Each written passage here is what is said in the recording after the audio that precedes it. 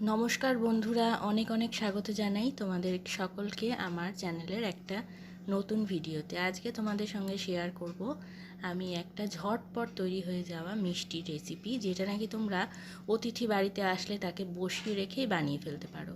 তো তার জন্য দেখে নিই আমাদের কি কি লাগছে।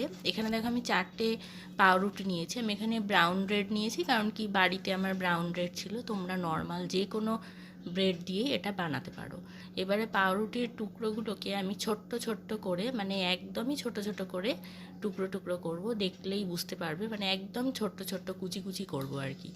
এরপরে এর মধ্যে আমি দিয়ে দেবো স্বাদ মতন চিনি, মানে আমি যতটা মিষ্টি পছন্দ করব ততটাই দেবো। তার মধ্যে দিয়ে দিচ্ছি আমি 2 টেবিল চামচ গুঁড়ো দুধ। এরপরে দিয়ে দেবো 2 টেবিল চামচ সুজি। সুজিটাও আমাদের বাড়িতে মোটামুটি সকলেরই থাকে। আর এবারে এখানে আমি নিয়েছি ঈষৎ উষ্ণ দুধ, তরল দুধ।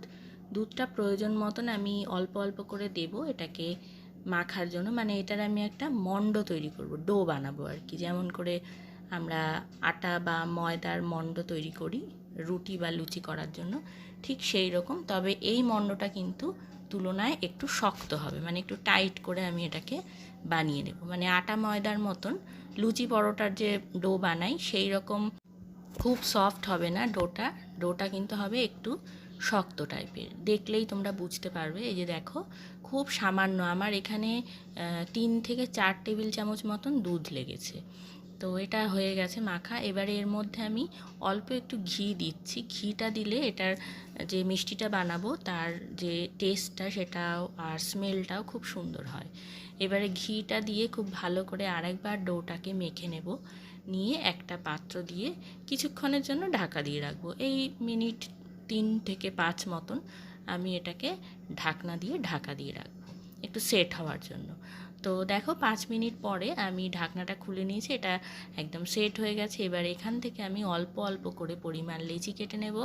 তারপরে হাতের সাহায্যে ঠিক এইভাবে, যেমন করে আমরা পুলি পিঠে বানাই সেই রকম আকৃতি খানিকটা এটার দেওয়ার চেষ্টা করেছি। বেশ কিউট লাগে এরকম আকৃতির বানালে আর কি। তোমরা চাইলে তোমাদের মনের মতন আকৃতিও দিতে পারো।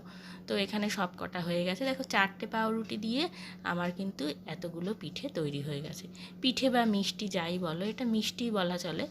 এবারে সাদা তেলে আমি এটাকে হালকা করে ভেজে নেব, এপিট ওপিট করে। বাড়িতে থাকা যে সমস্ত উপকরণ আমাদের সবসময় অ্যাভেলেবেল, সেইগুলো দিয়েই কিন্তু আমি এই মিষ্টিটা বানিয়েছি। আর বানাতেও এটা খুবই অল্প সময় লাগে। ওই যে বললাম, বাড়িতে অতিথি আসলে তাদেরকে বসিয়ে তুমি এটা বানিয়ে ফেলতে পারো। তো তোমাদের রেসিপি ভালো লাগলে একটা লাইক তো অবশ্যই করো।